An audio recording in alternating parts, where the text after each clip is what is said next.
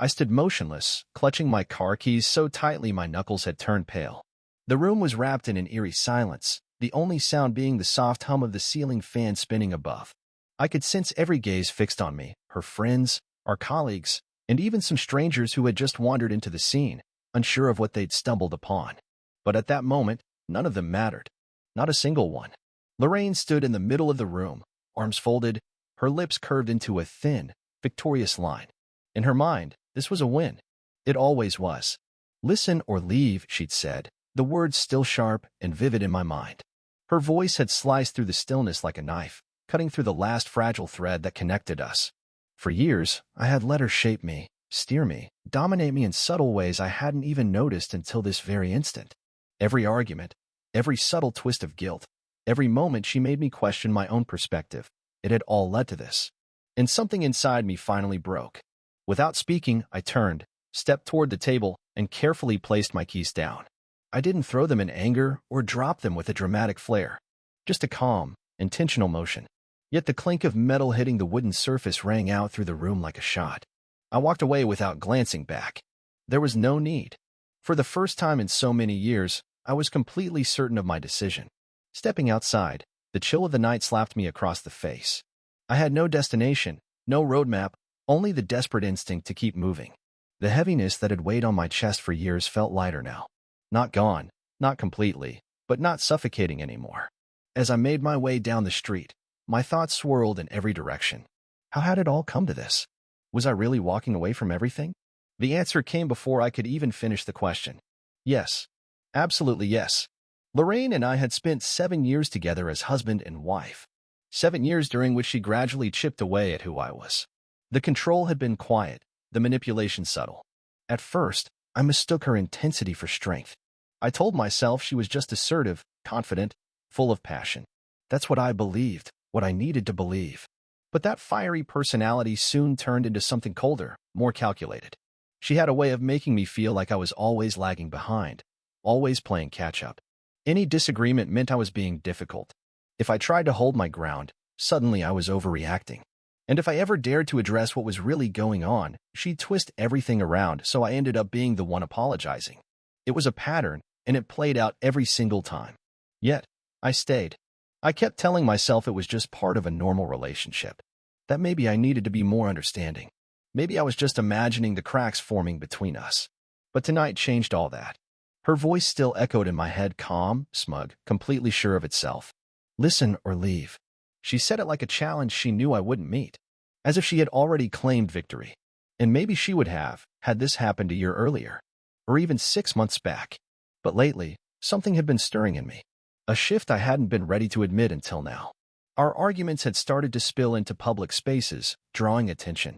It was as if she needed people to see her exert control, to prove a point, or maybe to humiliate me. Maybe both. And I let it happen until this night. I paused, looking around at the unfamiliar street I'd wandered onto. Dim lights flickered overhead, casting long shadows on the parked cars and quiet buildings. Despite the loneliness, a strange feeling of liberation washed over me. I checked my phone. No notifications. No messages. Nothing. I hadn't expected much. Lorraine never chased anyone. She wasn't the type to plead or follow. She lived by the belief that she held all the power. In her mind, I was probably somewhere nearby, brooding and waiting for her to grant me permission to return. She couldn't have been more wrong. I let out a sharp breath and stuffed my phone back into my jacket pocket. The night air was biting, and the distant buzz of streetlights hummed above. I had no place to go, but I wasn't going to stand there hoping for a miracle. I kept walking. Images of our time together flashed through my thoughts, each one more stinging than the last. The very first time I saw the signs of her controlling nature was during our honeymoon. We were in a picturesque little town along the coast of Italy. I'd wanted to take a spontaneous boat ride, just the two of us. But Lorraine shut it down immediately. "That's not part of the plan," she'd said, with an exasperated roll of her eyes. "You always do this, trying to change everything last minute. Just stick to the itinerary, all right?" Back then, I thought she was just organized. A planner. Someone who liked structure. But that was only the beginning. The shift happened gradually, in such quiet, calculated ways that I didn't notice it until it had already taken hold. She managed our finances, assuring me it was simply more convenient that way. She took charge of our social calendar, picked out every place we lived, and slowly filtered through our circle of friends, keeping some, subtly phasing out others. Whenever I tried to express my thoughts or push back just a little, she'd let out that familiar, tired sigh, brushing me off with a line I heard too many times. Why must you complicate everything? It wasn't until the previous year that the reality of our situation truly hit me. We had gone to a dinner party hosted by one of her friends. Lorraine was in high spirits, sipping wine and laughing just a little too loudly at someone's story. And then, out of nowhere, she began poking fun at me in front of everyone. Little jabs here and there, embarrassing tales she knew would sting, stories crafted to amuse them at my expense. The whole room burst into laughter. I forced a laugh too, though deep down I was crumbling. When we got back home that night, I told her how humiliated I felt. She didn't miss a beat before brushing it off. Oh, lighten up. It was just a joke. That became her go-to defense every time. But tonight was different. Tonight, there was no laughter. No jokes. Her words were sharp, clear, and deliberate. Listen or leave. She said it openly, as if daring me to go, confident I wouldn't. She expected me to beg, to plead, to do what I had always done, stay and apologize. But I didn't. I walked out. By the time I reached the end of the block, I saw a diner still open under a flickering neon sign, its soft glow spilling onto the wet pavement. After a brief hesitation, I stepped inside. The place was almost deserted, just a waitress behind the counter and an older gentleman seated in the corner, nursing a cup of coffee. I slipped into a booth by the window and opened the menu, even though I had no appetite. I just needed a place to think, to breathe. A few minutes passed before the waitress came over and set a mug of coffee in front of me, even though I hadn't said a word yet. "Tough night?" she asked. I gave a small, hollow laugh. "You really have no idea." She gave me a look that said she'd seen it all, then walked away without pressing further. I stared into the coffee, watching the steam curl upward in the soft light. It struck me then. This was the first time in years that no one was directing my steps. There were no rules, no expectations, no ultimatums. And yet, I didn't feel liberated. I felt adrift. I sat there, fingers lightly tracing the rim of the mug, thoughts spiraling endlessly. I had never felt so alone, and yet so utterly trapped by the past. The choices I had made, the compromises, the silences, they weighed on me like a heavy fog I couldn't shake. Had I really spent nearly a decade with someone who never truly understood or appreciated who I was? Someone who only valued me when I stayed within the role she had written for me? The waitress hovered near the counter, wiping it down with the kind of patience only experience can teach. She looked like someone who had seen her share of lonely souls come and go. "Want something to eat, hon?" she asked, not looking up from her task. I shook my head. "Just coffee, thanks." She nodded like she knew that would be my answer. I turned back to the window, watching the blur of headlights move across the rain-slick street. My mind replayed that final moment before I left. Lorraine's expression, stunned and still, her mouth slightly open in disbelief. She hadn't anticipated this. She had pushed and tested me, sure, but she never truly believed I'd call her bluff. Maybe that's why she hadn't tried to contact me yet. Or maybe she was waiting to see how long it would take before I came crawling back, ready to patch things up as I had so many times before. But this time was different. I felt it in my gut. A bitter laugh slipped from my lips. No, not this time. I pulled out my phone. No calls. No messages. I should have felt a sense of relief. Instead, there was this hollow ache, like I had let go of something so familiar that I didn't know how to exist without it. Lorraine had influenced every corner of my life to such an extent that, now that she was gone, I didn't recognize the person I was without her. I closed my eyes, letting the memories roll through me like waves. The first time we met, she had been electric, confident, the kind of woman who turned heads without even trying. I had been completely drawn in, mesmerized by her energy. She made me feel like I was the only one who mattered. But that feeling didn't last. She had this way of pulling me in close only to shove me away when it suited her. She would lift me up just to tear me down. Our arguments were rarely about big things, just small disagreements that somehow always circled back to being my fault. If I forgot something from the grocery store, I was inconsiderate. If I asked for a quiet night in, I was dull and antisocial. Whenever I tried to express how small she made me feel, she'd roll her eyes and dismiss it as me being overly emotional. And still, I stayed. Every time the thought of leaving crossed my mind, she would somehow reel me back in. A kind gesture, a nostalgic word, little moments that reminded me of who we used to be. I clung to those fleeting signs of affection like a starving man scraping up crumbs, always telling myself that if I just tried a bit harder, maybe we could find our way back. But that illusion was gone now. The truth had finally settled in. It had never really been about us. It was always about her. Realizing that should have felt liberating, like I had finally broken the chains. Instead, it left me feeling exposed and uncertain. What was I supposed to do now? Where could I possibly go? I had no clear path, no place to call mine, no sense of direction. The waitress quietly placed the check in front of me, her smile soft and understanding, before walking off. I reached into my pocket, pulling out my wallet, and as I did, my fingers brushed against a small, folded piece of paper. A wave of nausea rolled through me as I slowly unfolded it. It was a list I had written months ago, never meant for Lorraine to see. Things I want to do before I die. It felt silly when I first scribbled it down, just a fleeting moment on a night when everything felt out of my control. The list had been my silent rebellion, a whisper of who I might have been without her disapproval overshadowing everything. I scanned the list, my pulse quickening with every word. See the Grand Canyon. Learn to play the guitar. Take a road trip without a plan. Go camping alone. Watch a sunrise from the beach. Speak my mind without apologizing. That last one pierced deeper than I expected. For so long, I had kept my feelings locked inside, making myself smaller so Lorraine's world could feel bigger. But that time was over. I inhaled deeply, pulled some cash from my wallet, and left it on the table. Then, for the first time as an adult, I chose to do something purely for myself. I grabbed my phone, searched for a nearby rental service, and booked the first car available. I wasn't leaving to prove anything to Lorraine.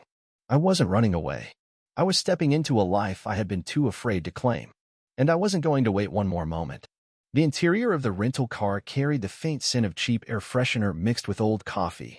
My hands tightened on the steering wheel as I looked at the glowing GPS on my phone, the little blue dot marking my location. This was the first real decision I had made in what felt like an eternity. The Grand Canyon, first on the list, seemed like a good place to begin. But as I merged onto the highway, I understood something deeper. I wasn't just leaving a town behind. I was shedding a version of myself that had allowed Lorraine to dictate every part of my life. The person I had been with her no longer existed. And now, I had to face the unknown of who I might become. The initial stretch of the drive passed in silence. No music, no distractions, just the soft rhythm of tires on asphalt and the buzzing of my own thoughts.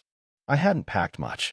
Just the basics, some clothes I picked up at an all-night store, my wallet, and my phone. I figured I could get more on the way. There was no itinerary, no calendar to follow, no one expecting a check-in. No Lorraine hovering at the edges of my decisions. That struck me harder than I anticipated. I wasn't mourning her absence. What I felt was emptiness, like I had been locked inside a cage for so long that now, standing outside of it, I didn't know how to move. I glanced at my phone again. Still no notifications. No messages. No missed calls. Good. I pushed my foot down a little harder on the gas pedal. Hours passed. The landscape around me began to shift, familiar neighborhoods giving way to vast, open roads unfurling under the moonlight like endless ribbons. I was untethered. I was free. But that freedom came with a strange sense of disorientation. Why, if I was finally free, did I feel so adrift? Eventually, fatigue slammed into me. My eyes burned, my body ached, and my mind felt like a worn-out engine. I pulled into the first rundown motel I could find, its flickering neon sign greeting me with weary indifference. Inside, the threadbare carpets and outdated decor were exactly what I expected. The woman at the front desk barely looked up as she handed me a key. In the dim, musty room, I dropped onto the bed without even switching on the lights. The silence felt overwhelming. For the past 7 years, I had always come home to Lorraine's presence. Even when things were awful, even when I felt utterly defeated, she was always there, loud, persistent, impossible to ignore. No? Nothing. I shut my eyes, desperate for rest, but sleep didn't come. My thoughts wouldn't quiet down. Memories began to swirl and take shape. I remembered the night we got engaged. Lorraine had planned everything, picked out the ring, chosen the restaurant, even written the words she wanted me to say. Back then, I had thought she just wanted the moment to be special. But now I saw it for what it really was. It was about power, control, That's what it had always been. I turned onto my side, staring into the dark. I wasn't going to keep playing that role. I was done walking on eggshells. I was finished living my life by someone else's script. I had taken the first step. Now I just needed to figure out where to go from here. The rumble of a passing truck jolted me awake, its engine loud enough to rattle the thin motel walls. For a brief moment, disoriented and groggy, I had no idea where I was. The mattress beneath me was stiff, and the air in the room felt stale and arid. Then reality settled in. I wasn't at home. I didn't even have a home anymore. I pushed myself upright, rubbing the remnants of sleep from my eyes, my mind still weighed down by the thoughts that had kept me up the night before. The room was dimly lit, with faded curtains muting most of the daylight. Beside the bed stood a basic nightstand, a cheap piece of furniture with a lamp screwed down to it, as if they thought I might walk off with it. It wasn't even 7 in the morning, but I knew trying to fall back asleep would be pointless. I'd spent years waking up to Lorraine's rigid schedule, gym, breakfast, and a meticulously planned itinerary she expected me to follow without question. I used to loathe those routines, yet now, without them, I felt unanchored, like a boat drifting aimlessly after being cut loose from the dock. Was this what freedom looked like? I wasn't sure. Eventually, I got out of bed, pulled on the same clothes I'd worn yesterday, and stepped outside. The morning air greeted me, cool and fresh, with a light hint of moisture clinging to it. The parking lot was nearly deserted, just a few scattered vehicles and an old, dusty pickup truck resting near the motel lobby. I walked over to the gas station next door and bought a coffee. It tasted burnt and was barely drinkable, but at least it was hot. While taking slow sips, I pulled out my phone. No new messages. Not from Lorraine. Not from anyone. I wasn't sure how to feel about that. Relieved, or even more alone. My life had always orbited around others. My wife, coworkers, even her friends, whom I had merely tolerated to keep the peace. Now, for the first time in my adult life, there was no one left to orbit. I was drifting. I scrolled through a list on my phone titled, "Things I Want to Do Before I Die." It had been written months earlier, back when I was still trapped in that life, unaware of how desperately I needed to leave it behind. At the time, writing it felt almost rebellious, like even entertaining those thoughts was a betrayal. But now, the list had become something else, my guide, my compass. The first item, visit the Grand Canyon. It wasn't too far off, maybe a 5 or 6 hour drive. That could be something to aim for, right? A direction? A reason to keep going? For once, I didn't need anyone's approval. No explanations. No justifications. I had a functioning car, a full tank of gas, and a duffel bag with everything I needed. That was enough to get started. The highway stretched before me like an invitation. As I drove, the landscape shifted gradually, tiny towns giving way to vast open plains, the kind that made you feel like a speck in the universe. I'd never done anything like this before. No plan, no demands, no one deciding for me. It felt foreign and a little unsettling, but there was a freedom in it that I couldn't deny. Around noon, I exited the highway and pulled into a roadside diner. The place looked like it hadn't changed in 50 years. Weathered neon sign, rusting pickup trucks out front, and the smell of bacon grease heavy in the air before I even opened the door. I slid into a booth and ordered a burger, realizing my stomach hadn't had food since the day before. The waitress, a woman probably in her 60s with a name tag that read March, gave me a knowing glance, the same look I'd gotten from the last diner waitress. Like she'd seen men like me before, worn down, adrift, on the run from something. "Just passing through?" she asked while jotting down my order. "Something like that," I replied. She didn't press further. While waiting, I overheard a couple behind me chatting, maybe in their 40s, laughing, teasing one another, reminiscing about a recent trip they'd taken. There was an ease in their conversation, a comfort that cut into me more than I expected. I had never shared that kind of lightness with Lorraine, not even in the early days. Our relationship had always been calculated. She valued my reliability, my adaptability, traits she could shape to fit her needs. But she never really cared for who I was deep down. Staring blankly at the table, the hunger I felt earlier faded. I had spent 7 years in a marriage where I had merely been tolerated, not loved. How had I allowed that to become my reality? March returned with my food, and I forced myself to eat, though every bite felt empty and flavorless. I needed to clear my thoughts. As soon as I finished, I paid my bill, left a tip, and stepped back out into the dry afternoon.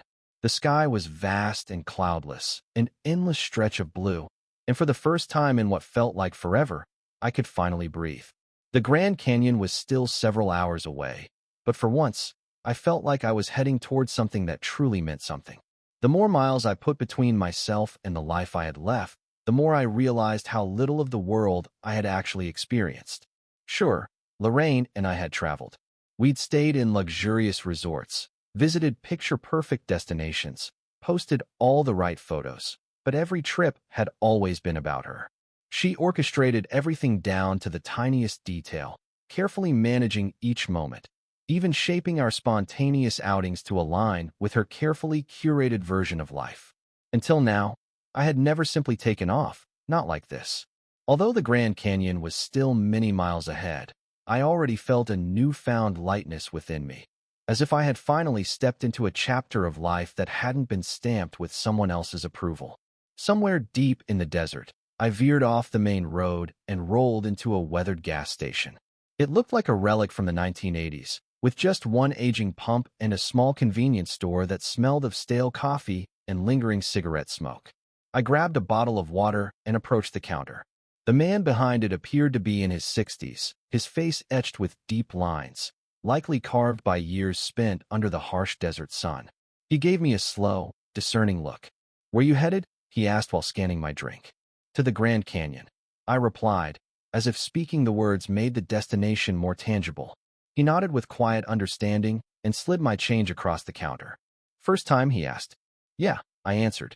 He paused, studying me for a moment before saying, "It ain't really about the place. It's the road that gets you there." I raised an eyebrow, unsure what to make of his words, but they lingered in my mind as I walked back to the car. Once on the road again, my thoughts drifted. I recalled the expression on Lorraine's face when I left, not one of sadness or sorrow, but of expectancy. It was as though she fully anticipated my return, certain I'd come back humbled and ready to ask for forgiveness just for choosing myself for once. That image made me grip the steering wheel tighter. I had spent so many years shrinking to fit the mold she wanted, shaping myself into someone I thought she needed. I'd convinced myself that love was about giving things up, but the truth hit hard. What had she ever given up for me? The answer was nothing. That realization settled inside me, heavy and certain. I wasn't just leaving Lorraine behind. I was also walking away from the version of me that let someone else take the reins of my life. I cranked up the volume on the radio, letting the music push the thoughts aside as the sun dipped lower, casting golden light across the open road. When I finally reached the Grand Canyon, the sky had turned into a canvas of deep purples and glowing oranges. Shadows danced along the jagged cliffs, and the final rays of sunlight made the landscape look surreal. I parked and stepped out, walking slowly toward the rim. The wind was crisp against my skin. Sure, I had seen pictures before, but they didn't come close to capturing its enormity. The way it stretched endlessly in every direction, making everything else feel small. It was like standing on the edge of the earth itself. For the first time in ages, my thoughts quieted. I drew in a deep breath, letting it settle. This moment wasn't about Lorraine. It wasn't about making a point or proving anything to anyone. It was about me, choosing something simply because I wanted to. And that meant everything. There I stood, facing the endless canyon, the wind tugging at my hair as the horizon swallowed the last of the sun. The rock formations gleamed in hues of gold and crimson, painting the scene with a kind of magic I hadn't expected. For the first time in years, I felt small, but not the kind of small I had felt with Lorraine. Back then, being small meant feeling insignificant, powerless. But here, standing before something so vast and ancient, I felt small in a humbling, almost sacred way, like I was part of something far greater than myself. My past, my pain, my mistakes, they all seemed like minor brushstrokes in a far bigger picture. I took another deep breath of the crisp evening air, and then, without even meaning to, I smiled. What started as a quick stop at the Grand Canyon turned into a full week. I spent my days hiking, exploring, and most importantly, reflecting. I had spent so long believing I needed someone else to shape my path. Lorraine had made sure of that, always steering the ship, always making the decisions, always implying that I wouldn't survive without her. But here I was, alone, figuring it out one step at a time. And I was doing just fine. I didn't miss the tension, the endless self-doubt, or the constant need to tread carefully in my own home. I didn't miss her. One morning, while sipping coffee outside a small cafe near the canyon, I watched early hikers gear up and head out. At a nearby table, a lively group of travelers traded stories, backpackers, wanderers, people who seemed to belong to the road. They laughed easily, talked of past adventures and future plans. Listening to them, something clicked. I realized that I could go anywhere, do anything. There was no schedule to keep, no one to answer to. I had a rental car, a full tank of gas, and the entire world spread out in front of me. So why should I stop here?